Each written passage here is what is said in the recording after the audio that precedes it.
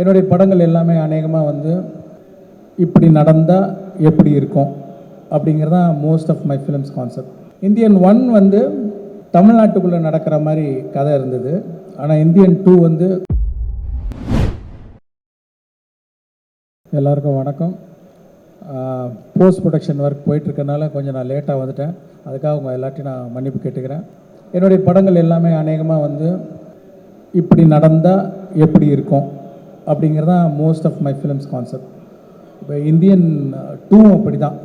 இப்போ கரண்ட்டில் இந்தியன் தாத்தா வந்தால் எப்படி இருக்கும் அப்படிங்கிற கற்பனை தான் வந்து இந்தியன் 2. இந்தியன் 1 வந்து தமிழ்நாட்டுக்குள்ளே நடக்கிற மாதிரி கதை இருந்தது. ஆனால் இந்தியன் 2 வந்து கொஞ்சம் தமிழ்நாடு தாண்டி மற்ற மாநிலங்களுக்கும் கதை விரியுது. ஸோ அதை நீங்கள் ட்ரைலர்லேயே பார்த்துருப்பீங்க. இந்த படத்தை பொறுத்த வரைக்கும் நிறைய கதாபாத்திரங்கள் இருக்குது இந்த படத்தில். மெயினாக ஒரு இந்தியன் தாத்தா, அது இல்லாமல் நிறைய குடும்பங்கள் இந்த கதையில் வந்து போகும். இந்தியாவில் உள்ள அத்தனை குடும்பங்களும் ஒரு எங்கேஜிங்காக பார்க்கக்கூடிய ஒரு படம். படம் முடியும் போது ஒவ்வொருத்தரையும் இந்த படம் கொஞ்சம் யோசிக்க வைக்கும் நான் நம்புகிறேன். இந்த படத்தை வந்து இவ்வளோ சிறப்பாக வர்றதுக்கு காரணம் வந்து முதல் காரணம் கமல் சார் தான். ஏன்னா பல தடவை சொன்ன மாதிரி வந்து பார்ட் 1ல் கூட நாங்கள் 40 நாள் தான் வந்து அவருக்கு அந்த மேக்கப் போட்டோம், அந்த ப்ராஸ்தட்டிக்ஸ் மேக்கப்பு. இந்த படத்தில் வந்து 70 நாள் போட்டிருக்காங்க. அது சாதாரண விஷயம் இல்லை. டெய்லி பொறுமையாக வந்து 3 hours உட்காந்து மேக்கப் போடணும். அந்த மேக்கப்பில் சரியாக சாப்பிட முடியாது. ஸ்ட்ரா வச்சு தான், லிக்விடாக தான் சாப்பிட முடியும். ஷூட்டிங் முடிஞ்சும் நம்மெல்லாம் போயிடுவோம். ஆனால் காலையில் ஃபஸ்ட்டு எல்லோரும் வரத்துக்கு முன்னாடி கமல் சார் தான் வருவாங்க. ஷூட்டிங் முடிஞ்சு நம்ம எல்லோரும் போயிடுவோம். கடைசியாக அவர் தான் போவார். ஏன்னா ஷூட்டிங் முடிஞ்சாலும் அதை கலைக்கிறதுக்கு வந்து 1 மணி நேரம் ஆகும். ஃபஸ்ட்டு பார்ட் 1 ஷூட் பண்ணும்போது நாள் வந்து கமல் சார் அந்த மேக்கப்பில் வந்து நிற்கும்போது ஒரு பயங்கர ஒரு சிலிர்ப்பு ஒன்று உண்டாச்சு. இப்போ அதே சிலிர்ப்பு 28 வருஷம் கழித்து அவர் ஃபஸ்ட்டு மேக்கப் டெஸ்ட்டுக்காக போட்டுட்டு வந்தப்போ எனக்கு பயங்கரமாக அதே ஃபீலிங் வந்தது. இன்னொன்று, ஒவ்வொரு நாள் ஷூட்டிங் நடக்கும்போதும் வந்து கமல் சார்னே தோணாது. ஒரு இந்தியன் தாத்தா நம்ம பக்கத்துலேயே உலவிக்கிட்டு இருக்கிறாரு, இங்கே பக்கத்தில் இருக்கார் அப்படிங்கிற ஒரு ஃபீலிங் தான் வந்துட்டுருக்கோம். கமல் சார்ன்றதே வராது. அதை நான் ஃபீல் பண்ணேன். அதுவும் இல்லாமல் அவருடைய உழைப்பையும் அவருடைய டெடிக்கேஷனும் சொல்லிக்கிட்டே போகலாம். பார்ட் 1ல் பண்ணும்போது பார்த்திங்கன்னா அப்போ ப்ராஸ்தட்டிக்ஸ் வந்து அவ்வளோ அட்வான்ஸ்டு ஸ்டேஜில் கிடையாது. அதனால் ரொம்ப திக்காக இருக்கும். முதல்ல பார்க்கும்போது கமல் சார் மாதிரி தெரியலையே அப்படிங்கிற மாதிரி ஒரு ஃபீலிங்லாம் இருந்தது. ஆனால் இந்த வாட்டி I want to see the actor more அப்படின்னு சொல்லி அந்த லெகசி கம்பெனியில் சொல்லி இப்போ இன்னும் அட்வான்ஸ் ஆனதுனால, அந்த மேக்கப் இன்னும் கொஞ்சம் தின் ஆனதுனால நீங்கள் இன்னும் கமல் சாரை நிறையா பார்க்கலாம். பார்ட் 1 அந்த கமல் சார் அந்த ஆக்டரை நீங்கள் வந்து கிளியராக பார்க்க முடியும். அது ஒரு பெரிய டிஃப்ரென்ஸ் நீங்கள் இந்த படத்தில் பார்ப்பீங்க. இது மாதிரி பல காட்சிகளில் ரொம்ப சிரமப்பட்டு நடிச்சிருக்காங்க. நான் ஏற்கனவே ஆடியோ ஃபங்க்ஷனில் சொன்ன மாதிரி ஒரு சீன் 4 நாள் ரோப்லேயே தொங்கி நடித்தாங்க. அதாவது ஒரு சீனில் வந்து ஒரு ஷாட் ரோப்பில் இருக்கும், 2 ஷாட் ரோப்பில் இருக்கும். ஆனால் காலையில் வந்து ஈவினிங் பேக்கப் ஆகிற வரைக்கும் ரோப்லேயே தான் தொங்கணும். அந்த மாதிரி 4 நாள் ரோப்பில் தொங்கி நடித்தாங்க. ப்ராஸ்தட்டிக்ஸ் மேக்கப்பு, வேறு ஒரு மொழி பஞ்சாபியில் பேசணும், நடிக்கணும். அப்புறம் என்னென்னா அது 48 ஃப்ரேம்ஸ், ஐ மீன் ஸ்லோ மோஷனில் எடுக்கிறோம் அதை.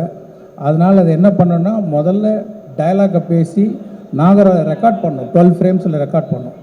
ரெக்கார்ட் பண்ணோன்னு அது ஃபாஸ்ட்டாக ப்ளே ஆகும். உங்களுக்கு தெரியல, சிக்கி சிக்கி சிக்கின்னு ஒரு மாதிரி ஃபாஸ்ட்டாக வரும் சவுண்டு. இப்போ அந்த சவுண்டை ப்ளே பண்ணி அந்த ரோப்பில் தொங்கி அந்த ப்ராஸ்தட்டிக்ஸ் மேக்கப்போட பஞ்சாபி பேசி அதுக்கு சிங்க் பண்ணி நடிக்கணும்.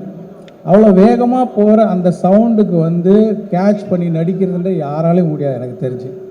வந்து அவ்வளோ சிறப்பாக பண்ணியிருக்காங்க. பத்தாவதுக்கு கையில் வேறு ஆக்டிவிட்டி, கை ஏதோ வரைஞ்சிக்கிட்டே இருக்கும்.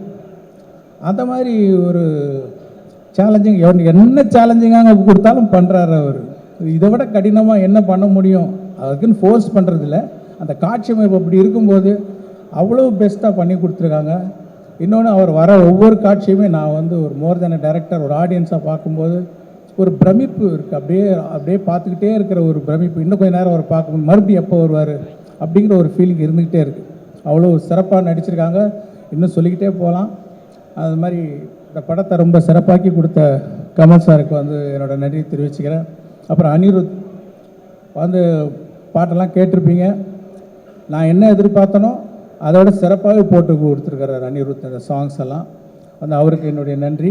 நான் ஏற்கனவே சொன்ன மாதிரி ஒரு டியூன் வந்து ஒரு ஓகே சார் எவ்வளோ பர்சன்ட் சார் அப்படிம்பாரு, ஒரு 80% ஓகே அப்படின்னா அதெல்லாம் ஒத்துக்கவே மாட்டேன். 100% நீங்கள் திருப்தி ஆகிற வரைக்கும் நான் டியூன் போட்டுக்கிட்டே இருப்பேன் அப்படின்னு சொல்லி ஒவ்வொரு பாட்டையும் அப்படி போட்டு கொடுத்துருக்காரு. தேங்க்யூ அனி. அப்புறம் இந்த இவ்வளவு பெரிய கனவை, இவ்வளோ பெரிய இமேஜினேஷனை வந்து என்ன தான் இமேஜின் பண்ணிகிட்டு இருந்தாலும் அதை இமேஜின் பண்ணிகிட்டே தான் இருக்கணும். அதை வந்து செயல் வடிவாக்கணுன்னா அதுக்கு சுபாஸ்கரன் மாதிரி ஒரு ப்ரொடியூசர் இருந்தால் தான் சரியாக வரும். அவருடைய சப்போர்ட்னால தான் வந்து நான் என்னெல்லாம் நினச்சனோ அதை வந்து படமாக்கி பார்க்க முடியுது. ஸோ அவருக்கு என்னோடய நன்றி தெரிவிச்சுக்கிறேன்.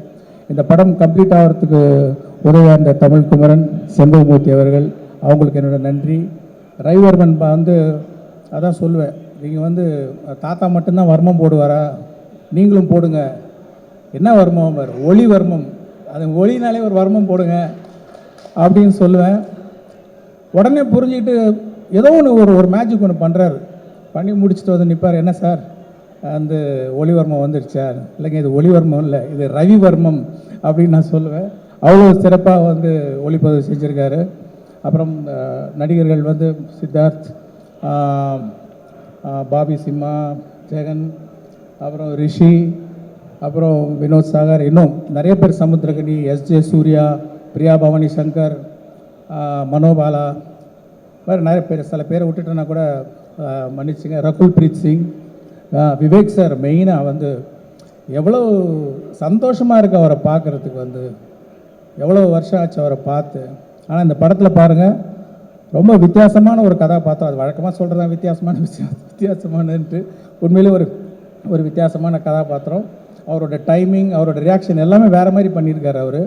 அவர் வரும்போதெல்லாம் அவ்வளோ சந்தோஷமாக இருக்குது பார்க்குறதுக்கு. அந்த சந்தோஷம் கண்டிப்பாக வந்து அவருடைய ரசிகர்களுக்கு மட்டும் இல்லை, எல்லா ஆடியன்ஸுக்குமே வந்து ஒரு சந்தோஷமாக இருக்கும். இன்னும் வேறு யாராவது நடிகர்கள் பேரை சொல்ல விட்டுருந்தேன்னா மன்னிச்சிங்க. அதே மாதிரி டெக்னீஷியன்ஸ், அந்த குணால் ராஜன், ஃபஸ்ட் டைம் அவரோட ஒர்க் பண்ணுறேன். வந்து இழைக்கிறாரு சவுண்டு. அதாவது ஒரு சின்ன பார்த்தீங்கன்னா அந்த ட்ரைலரில் நிறைய ஷார்ட்ஸ், நிறைய டீட்டெயில்ஸ், அத்தனைக்கும் சத்தம் கேட்கணும். ஏன்னா இந்த பக்கம் மியூசிக் போயிட்டுருக்கு, இந்த பக்கம் டயலாக் போயிட்டுருக்கு, இந்த பக்கம் எஃபெக்ட்ஸ் போயிட்டுருக்கு. இதில் எதுவுமே மிஸ் ஆகாமல் எல்லா சவுண்டும் கேட்க வைக்கிற ஒரு நல்ல மேஜிக்கை பண்ணியிருக்காரு குணால். அவருக்கு என்னுடைய நன்றி.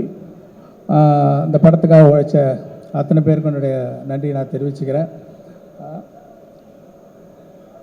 அதே மாதிரி பார்ட் 1 நீங்கள் வந்து சப்போர்ட் பண்ணி அதை வந்து ஒரு பெரிய வெற்றியாக்குனீங்க. அதே மாதிரி இந்த படத்தையும் நீங்கள்லாம் சப்போர்ட் பண்ணி பெரிய வெற்றியாக்குன்னு உங்கள்கிட்ட நான் தாழ்மையாக கேட்டுக்கிறேன். நன்றி, வணக்கம்.